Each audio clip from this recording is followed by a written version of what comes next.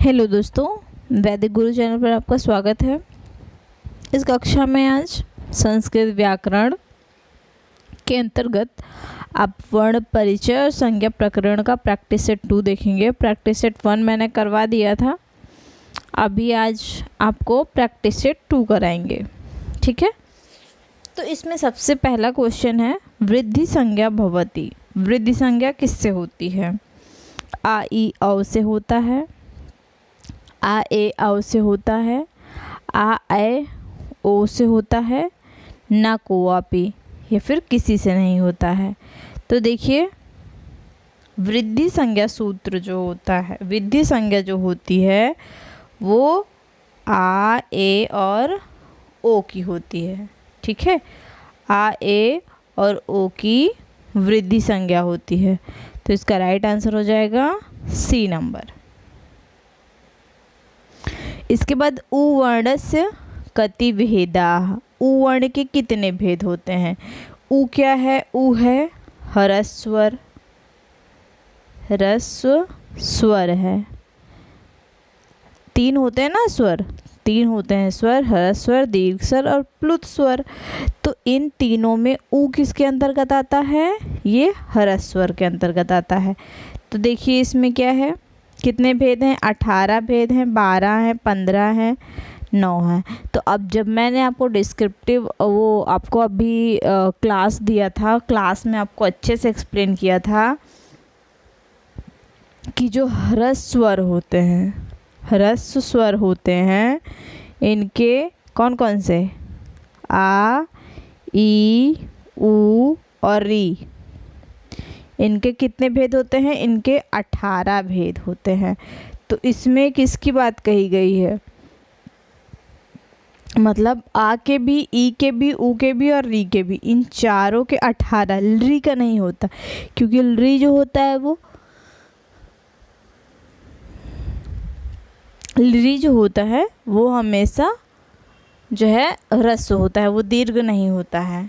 तो उसका अलग भेद होता है, उसका 12 होता है, लेकिन इनके जो है 18 भेद होते हैं। तो इसमें क्या बताया है कि उ वर्णस्य कति भेदा, उ वर्णस्य 18 भेद होते हैं इसके। ठीक, राइट आंसर ए हो जाएगा। इसके बाद देखिए, प्लुत संज्ञा विधायक सूत्रम अस्ति। प्लुत संज्ञा विधायक सूत्र कौन सी है? तो उकालो अंजस्व दीर्घ प्लुत, उकालो अंजस्व दीर्घ प्लुत। इससे जो है एक सूत्र आपको पढ़ाया था मैंने कि 1 मात्रा, 2 मात्रा और 3 मात्रा, मतलब उश्च, उश्च, ऊश्च, वह वाम, काला, काल एव कालो यस्य सोच क्रमाद ह्रस्व दीर्घ प्लुत संज्ञा स्यात्। मतलब 1 मात्रा, जैसे देखो ऊ की 1 मात्रा होती है, बड़ा ऊ की 2 मात्रा, मतलब ये दीर्घ हो गया, और ऊ, ठीक है, ऊ की इसकी क्या 3 मात्रा होती है, प्लुत। ह्रस्व हो गया, दीर्घ हो गया, प्लुत हो गया। ह्रस्व, दीर्घ और ये प्लुत। ठीक, तो इसमें क्या है, प्लुत संज्ञा विधायक सूत्र कौन सा होगा? उकालो अंजस्व दीर्घ ए। ए नंबर राइट हो जाएगा। इसके बाद देखिए क्वेश्चन नंबर 4, ताल व आदिषु सभागेषु अधोभागे निष्पन्ना अच किम संज्ञा स्यात्। ये संज्ञा है, ठीक है, ये संज्ञा कर लीजिएगा इसको, ज्ञा में बड़ा की मात्रा, संज्ञा स्यात्। मतलब ताल आदि भाग के अधोभाग, अधो मतलब निचले भाग से जो निष्पन्न होता है, उस अच की कौन सी संज्ञा होती है? तो उसका जो है उदात्त होता है, स्वरित होता है, अनुदात्त होता है, या फिर नीचे ह्रस्व संज्ञा है। ठीक है, तो तालुआदि सभागेषु अधोभागे निष्पन्ना अच किम संज्ञा स्यात्। तो इसमें अनुदात्त होगा। अनुदात्त की तो जो है क्या होता है, अनुदात्त का उच्चारण जो होता है वो निचले भाग से होता है। तो तालुआदि सभागेषु अधोभागे निष्पन्नः अनुदात्त संज्ञम। ठीक, तो इसका राइट आंसर हो जाएगा सी नंबर। अनुदात्त संज्ञा, कंठ तालु अधिष्ठानों के जो नीचे भाग से जिस स्वर की उत्पत्ति होती है उसको अनुदात्त कहते हैं। इसके बाद देखिए 5वां, चिन्ह रहित स्वर भवति। चिन्ह रहित स्वर अनुदात्त होता है, स्वरित होता है, दीर्घ होता है कि उदात्त होता है। तो चिन्ह रहित स्वर जो होते हैं वो कौन से होते हैं? उदात्त होते हैं। ठीक, उदात्त जो होते हैं वो चिन्ह रहित होते हैं। ठीक, उदात्त चिन्ह रहित होते हैं। इसके बाद देखिए उदात्तानुदात्त स्वरिता नाम स्वराणाम कति भेदा। उदात्त अनुदात्त स्वरित के नाम से स्वरों के कितने भेद होते हैं? 2 होते हैं, 3 होते हैं, 4 होते हैं, 6 होते हैं। तो 6 नंबर क्वेश्चन में राइट आंसर हो जाएगा ए नंबर, ह्रस्व और दीर्घ। ठीक, उदात्त अनुदात्त स्वरानाम स्वरित, उदात्त अनुदात्त और स्वरित के अंतर्गत जो स्वर आते हैं उसके कौन कौन से भेद होते हैं? ह्रस्व और दीर्घ, ये 2 भेद होते हैं उसके। ठीक है, तो इसका राइट आंसर ए हो जाएगा। स्पर्श वर्णा संति, स्पर्श वर्ण कौन कौन मतलब कौन से होते, कितने होते हैं? 27 होते हैं, 5 होते हैं, 24 या 25। तो इसका राइट आंसर हो जाएगा 25, क्योंकि कादयो मावशाना, ठीक, का से माँ तक जितने भी व्यंजन होते हैं 25 का, सब हर वर्ग में 5 वर्ग होते हैं इसके अंतर्गत, और एक वर्ग में 5 वर्ण होते हैं। तो 5 × 5 = 25 वर्ण हो गए। ठीक, तो स्पर्श वर्णा संति 25, राइट आंसर डी। 8, अंतस्थानाम प्रयत्नो वर्तते। अंतस्थ स्थान का प्रयत्न कौन सा है? तो देखिए विवृतम है, ईषद स्पृष्टम है, सवृतम है या फिर स्पृष्टम है। तो देखिए अंतस्थ स्थान जो होता है, अंतस्थ स्थान, उसमें वो किसके अंतर्गत आएगा? इन सब में वो बी नंबर ईषद स्पृष्ट के अंतर्गत आएगा, क्योंकि ईषद स्पृष्ट में क्या आता है? या, र, ला और वा, और ये 4 वर्ण किसके अंतर्गत आते हैं? अंतस्थ वर्ण के अंतर्गत आते हैं। ठीक, तो इसका राइट आंसर हो जाएगा बी नंबर, ईषद स्पृष्ट। इसके बाद देखिए 9वां, अणुदित इत्येनयो संज्ञा भवति। अणुदित इत्येनयो, इसकी कौन सी संज्ञा होती है? तो देखिए अणुदित, अण मतलब इसमें क्या आएगा? स्वर आएगा। ठीक, उदित वर्ण सवर्ण के ग्राहक होती है। ठीक, अण मतलब अणु उदित, अण प्रत्याहार हो गया। अण प्रत्याहार, देखिए अण प्रत्याहार और उदित वर्ण जो होते हैं, उदित वर्ण क्या होते हैं? सवर्ण के ग्राहक होते हैं। ठीक, तो ये जो है अण प्रत्याहार और उदित वर्ण इत्येनयो संज्ञा भवति। तो इसकी कौन सी संज्ञा होती है? तो इसकी सवर्ण संज्ञा होती है। ठीक, क्योंकि जो उदित वर्ण होते हैं सवर्ण के ग्राहक होते हैं। ठीक,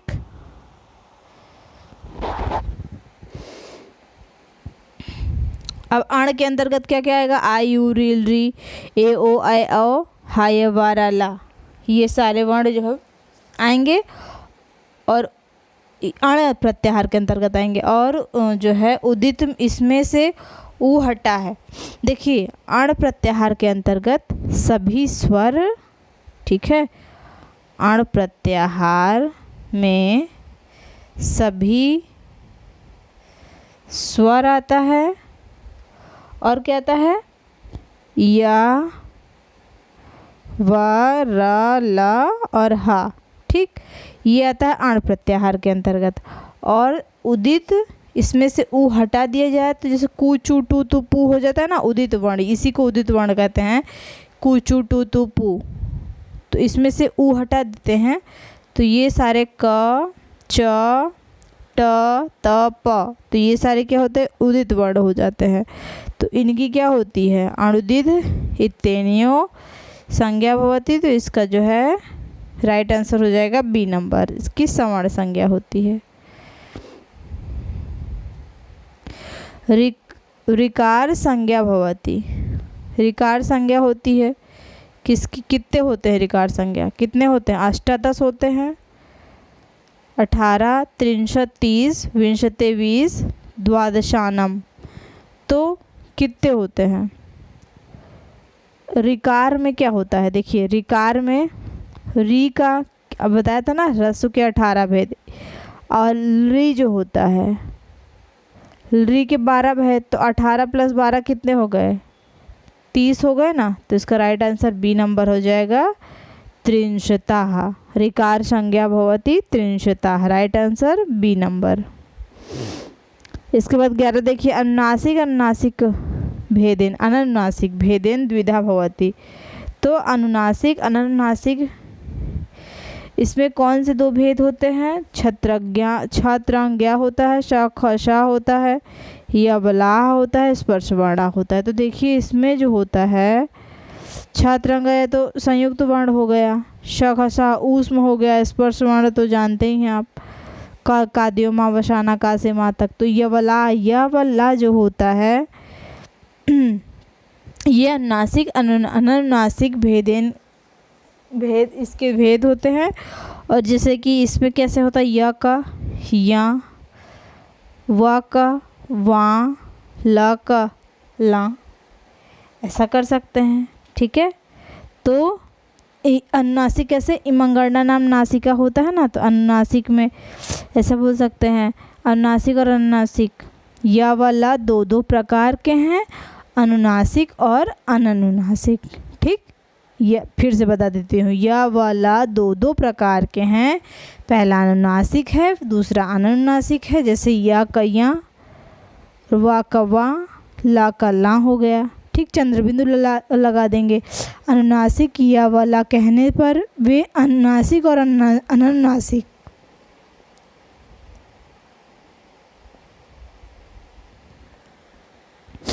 अनुनासिक कहने पर वो अनुनासिक और अननुनासिक, ठीक है, दोनों भेदों का बोध कराते हैं, ठीक।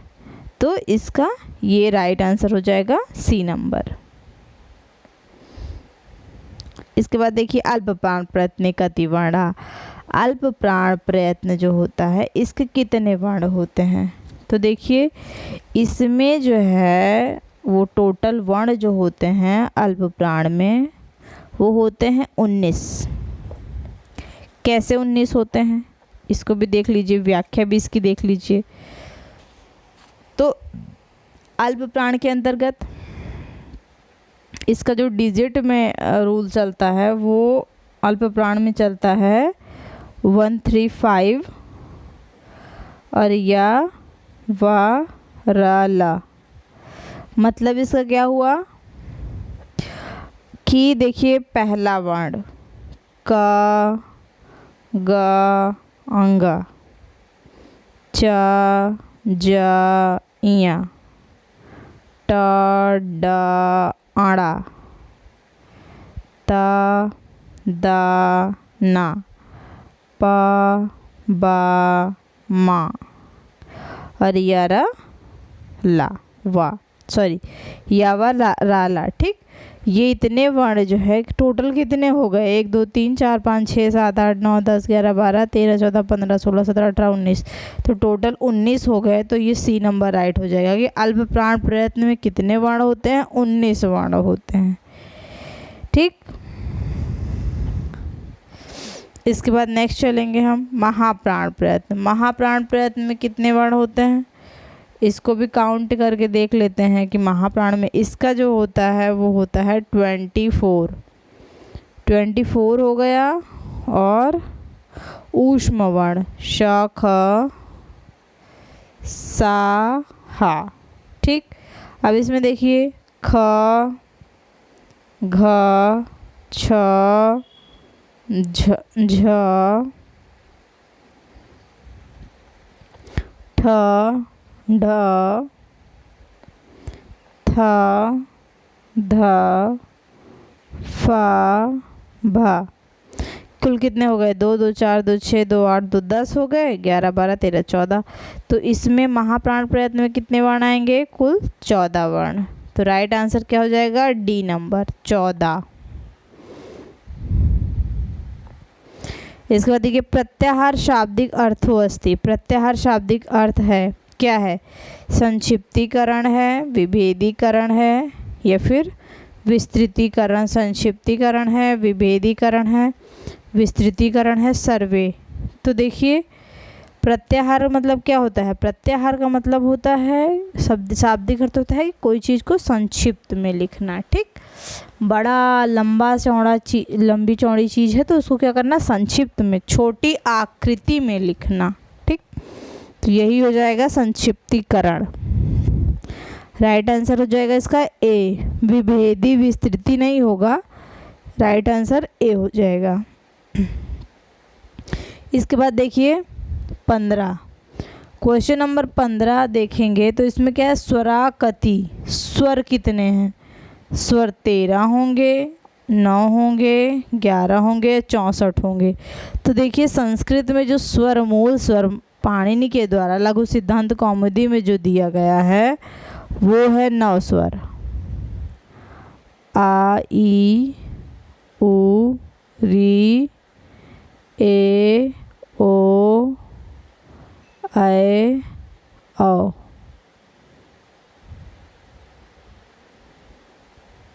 रील री। ठीक, ए, ओ, ऐ, औ। ये कुल जो है, ये कुल 9 वर्ण जो है वो किसके अंतर्गत आते हैं? संस्कृत के अंतर्गत आते हैं। ये कुल 9 स्वर हैं। ठीक, आई, यू, रील, री और ए, ऐ, ओ, औ, ये कुल 9 हैं। इसके बाद देखिए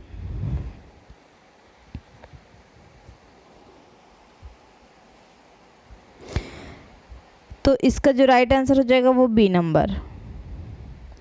इसके बाद 16 क्वेश्चन, वर्णोच्चारणे मुखस्य विकासः कथ्यते।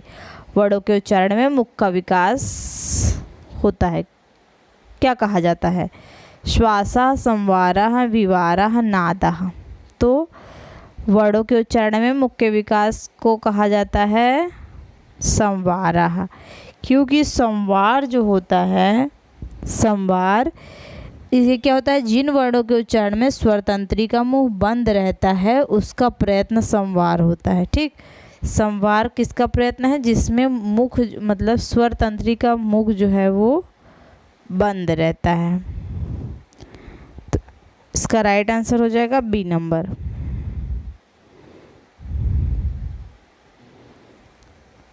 विवार भी देख लीजिए। विवार में क्या होता है? मुंह खुला हुआ रहता है। ठीक, विवार में क्या होता है? मुंह खुला हुआ होता है, इसका अपोजिट है वो। श्वास में क्या होता है? श्वास में वर्णों के उच्चारण में अंदर की वायु जो होती है स्वर तंत्री में झंकार या रगड़ किए बिना ही बाहर आती है। और नाद में क्या होता है? नाद वर्णों के उच्चारण में अंदर की वायु जो होती है वह स्वर तंत्री में झंकार करती हुई रगड़ती हुई बाहर आती है, अतः इसके उच्चारण में झंकार या रण होता है। संवार के अंतर्गत वर्ण कौन कौन से आते हैं? तो जैसे देखिए ग, घ, अंगा। ठीक, ये संवार के अंतर्गत आएंगे। नाद में कौन कौन से? यही नाद में भी आ जाता है, नाद में भी यही आ जाता है। श्वास में क, ख, ये सारे वर्ण आ जाते हैं। ठीक, आदि आदि वर्ण ये। और विवार में क्या क्या आ जाता है? विवार में भी यही सेम आ जाता है। ठीक, तो इसका जो राइट आंसर हो जाएगा बी नंबर हो जाएगा। इसके बाद देखिए माहेश्वर सूत्राणाम अपरम नाम वर्तते अक्षर समाम्नाम समाम्नाय प्रत्याहार सूत्रम वर्णमाला सूत्रम। तो माहेश्वर सूत्र का अपर नाम क्या है? तो इसमें जो राइट हो जाएगा उसको अक्षर समन्वय भी कहते हैं, प्रत्याहार सूत्र भी कहते हैं और वर्णमाला सूत्र भी कहते हैं। ठीक, ये तीनों। तो इसका राइट आंसर हो जाएगा D number. D number right हो जाएगा। माहेश्वर सूत्राणाम अपरम नाम वर्तते सर्वे। अंतिम वर्णात् पूर्ववर्णस्य भवति। अंतिम वर्ण का पूर्व वर्ण होता है। देखिए कैसे, इसकी पहले बात तो क्या होती है, उपधा संज्ञा होती है। ठीक, और उपधा संज्ञा क्या होता है, इसका पहले मतलब समझ लीजिए कि अंतिम वर्ण पूर्व वर्ण, इसमें क्या होता है, स्वर या व्यंजन के तुरंत पहले वाले वर्ण की को उपधा कहते हैं। ठीक, स्वर या जो व्यंजन है उसके तुरंत पहले वाला वर्ण जो होता है उसको उपधा कहते हैं। जैसे देखिए एक जो है एग्जाम्पल देती हूँ आपको। जैसे देखिए यहाँ पे एग्जाम्पल देती हूँ, लखन, लखन। तो इसमें कैसे होगा, अंतिम वर्ण क्या है, देखिए ल, ख, फिर आ, न। ठीक, देखो अब इसमें क्या अंतिम वर्ण क्या है, न है। ठीक, अंतिम वर्ण न है और उसके तुरंत पहले क्या है, आ वर्ण है। तो ये स्वर है ना, तो इसकी क्या वर्ण है, अतः जो आ है उसी को क्या कहा जाएगा, उपधा कहा जाएगा। ठीक, तो इसमें क्या कह रहा है, अंतिम वर्णात् पूर्व वर्णस्य भवति उपधा संज्ञा। अंतिम वर्ण के पहले तुरंत पहले जो आने वाला जो वर्ण होता है उसको क्या होता है, उपधा संज्ञा होती है उसकी। उदित वर्ण कितने हैं, देखिए उदित वर्ण कितने हैं, 19 क्वेश्चन। उदित वर्णा कति, तो उदित वर्ण कितने हैं, 25 हैं। कुल 25 उदित वर्ण हैं। राइट आंसर सी हो जाएगा। इसके बाद देखिए रील री वर्णयोर मिथ्या किम संज्ञा स्यात्। रील री वर्ण की कौन सी संज्ञा होगी, प्रत्याहार संज्ञा होगी, उदात्त संज्ञा होगी, सवर्ण संज्ञा होगी, पद संज्ञा होगी। तो जो री और री है इसका जो है होगा सवर्ण संज्ञा। रील री वर्णयोर मिथ्या सवर्ण संज्ञा स्यात्। ठीक,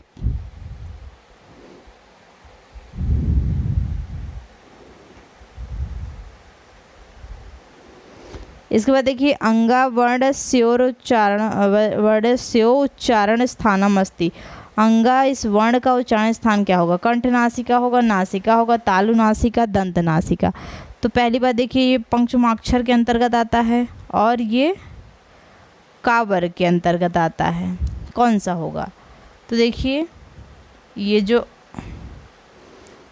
अंगा वर्ण है ये क्या किस में आता है, ये आता है पंचमाक्षर। ठीक, पंचमाक्षर में आता है और का वर्ग के अंतर्गत आता है। का वर्ग के अंतर्गत कौन कौन से वर्ण आते हैं, क, ख, ग, घ और अंगा। तो अंगा आया ना, तो ये क्या हो गया। और का इसका जो है उच्चारण स्थान क्या होता है, अकुह विसर्जनीय नाम कंठा, कंठ होता है ना, अकुह विसर्जनीय नाम कंठा। और इमंगणना नाम नासिका, पंचमाक्षर का क्या होता है, नासिका होता है। तो इसका जो उच्चारण स्थान हो जाएगा वो क्या होगा, कंठ और नासिका। ए राइट हो जाएगा। अंगा वर्णस्योर स्थान उच्चारण स्थानम अस्ति कंठ नासिका। ए।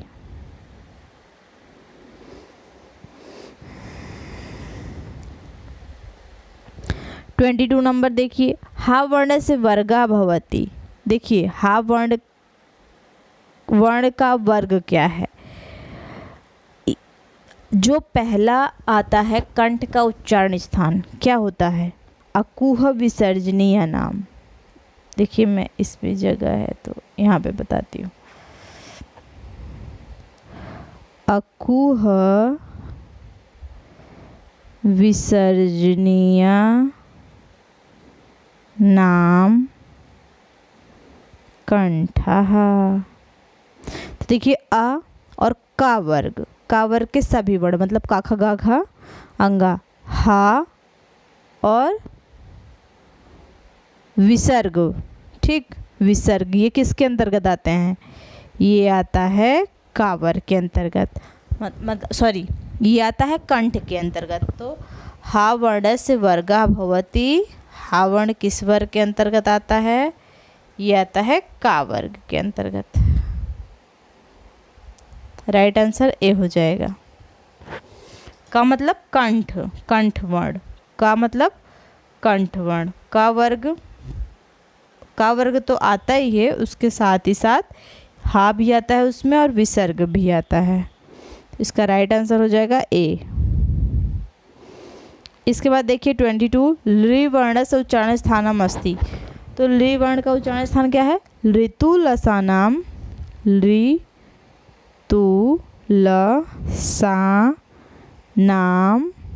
दन्तः। लृता वर्ग ला सा, इसका उच्चारण स्थान कहाँ से होता है? दंत से होता है। तो 23 का राइट आंसर हो जाएगा दंत, बी हो जाएगा।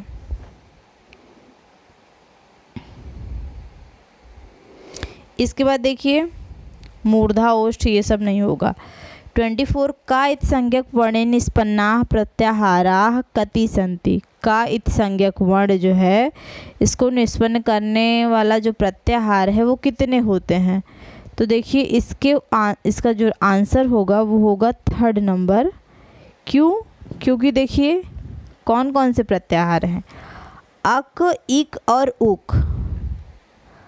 अक 42 प्रत्याहार के अंतर्गत अक, इक और जो उक है ये 3 जो है वो ही क इत संज्ञक वर्ण का निष्पादन करते हैं, प्रत्याहार बनाते हैं, ठीक।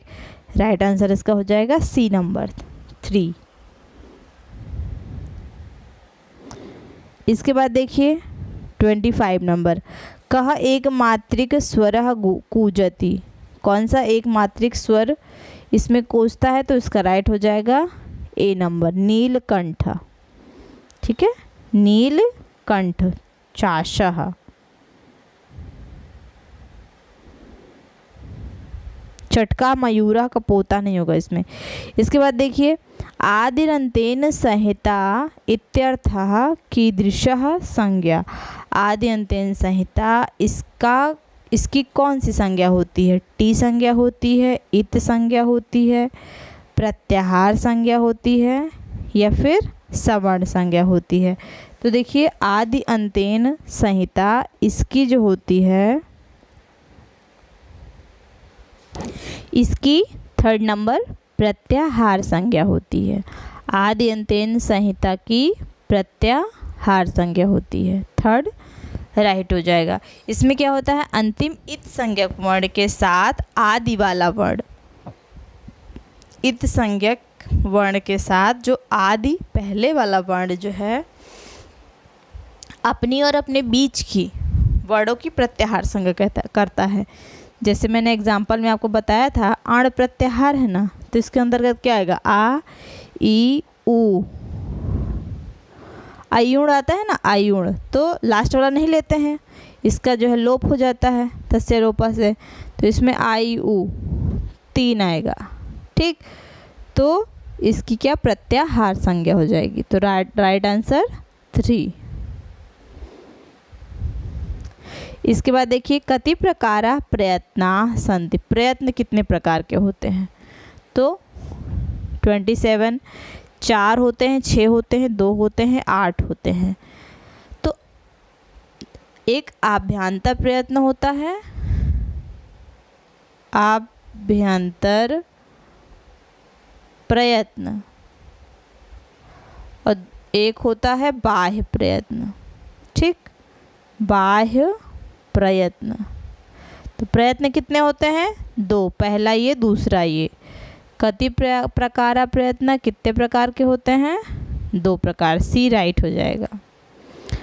इसके बाद देखिए आभ्यंतर प्रयत्न कति प्रकारा सन्ति। आभ्यंतर प्रयत्न के अंतर्गत मतलब कितने प्रकार होते हैं इसके? 4 होते हैं, 6 होते हैं, 2 होते हैं या फिर 5 होते हैं। तो ये जो आभ्यंतर प्रयत्न होता है इसके 5 प्रकार होते हैं। इसका राइट आंसर डी हो जाएगा। कौन कौन से होते हैं? स्पृष्ट, ईषत् स्पृष्ट,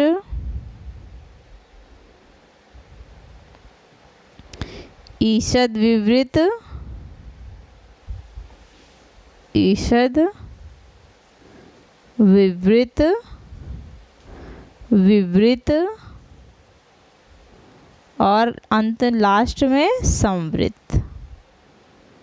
ये कुल 5 जो है प्रयत्न है आभ्यंतर प्रयत्न के अंतर्गत आते हैं। ठीक, प्रयत्न तो 2 हैं, लेकिन 2 में जो पहला वाला आभ्यंतर प्रयत्न है उसके कितने प्रकार हैं? उसके 5 प्रकार हैं। स्पृष्ट, ईषत् पृष्ठ, ईषद् विवृत, विवृत और संवृत। ठीक, ईषद्, ईषद् हाँ बड़ी। इसके बाद देखिए ईषद् स्पृष्ट के वर्णानि आगच्छन्ति। मतलब ईषद् स्पृष्ट के अंतर्गत कौन सा वर्ण आता है?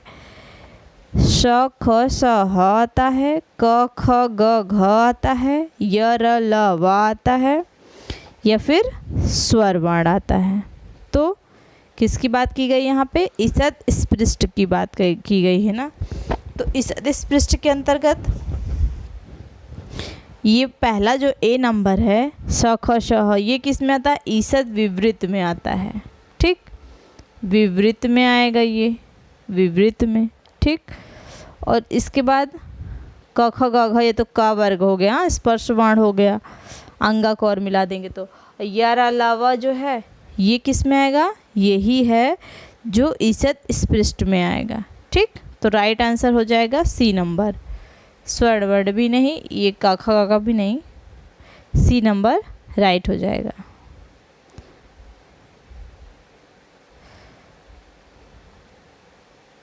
ईषद् स्पृष्ट के वर्णानि आगच्छन्ति।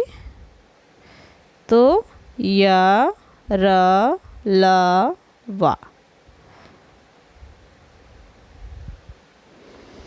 इसके बाद देखिए बाह्य प्रयत्न कति प्रकारा सन्ति। बाह्य प्रयत्न कितने प्रकार के होते हैं? 4 होते हैं, 11 होते हैं, 2 होते हैं, 5 होते हैं। तो इसका जो राइट आंसर हो जाएगा वो हो जाएगा 11, क्योंकि बाह्य प्रयत्न, पहला आभ्यंतर प्रयत्न के 5 प्रकार और ये जो बाह्य प्रयत्न है इसके कुल 11 प्रकार। कौन कौन सा होता है? देखिए मैं बताती हूँ। विवार, संवार, श्वास, नाद, घोष, अघोष, अल्प प्राण, अल्प प्राण, महाप्राण, उदात्त,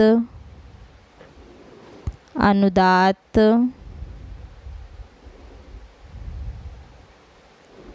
अनुदात्त, स्वरित। कितने हुए? कुल 11 हो गए ना। तो ये रहे आपके बाह्य प्रयत्न। तो इसका जो राइट आंसर हो जाएगा वो हो जाएगा बी नंबर 11। बाह्य प्रयत्न 11 प्रकार के होते हैं। तो ये रहे आपके क्वेश्चन आंसर जो कि संज्ञा प्रकरण के अंतर्गत हैं। इसको आप ध्यान से देखिएगा और वैदिक गुरु चैनल पर बने रहिएगा। प्लीज़ लाइक करिएगा, सब्सक्राइब करिएगा और शेयर करिएगा, ठीक है। और वीडियो को पूरा देखिएगा अंत तक, आपके लिए बहुत ही बेनिफिट है। वो किसी भी टीचिंग एग्ज़ाम के लिए हो, ये सारे क्वेश्चंस कहीं ना कहीं से 2-4 क्वेश्चन मतलब हर एग्ज़ाम में आते ही आते हैं। तो इसको अच्छे से प्रैक्टिस करते रहिए, आगे आपको क्लासेस मिलती रहेंगी। और जल्द से जल्द इसको 1K तक पहुंचाना है सब्सक्राइबर, ठीक है। फिर आपको लाइव क्लासेस मिलेंगी। आज के लिए इतना ही, धन्यवाद।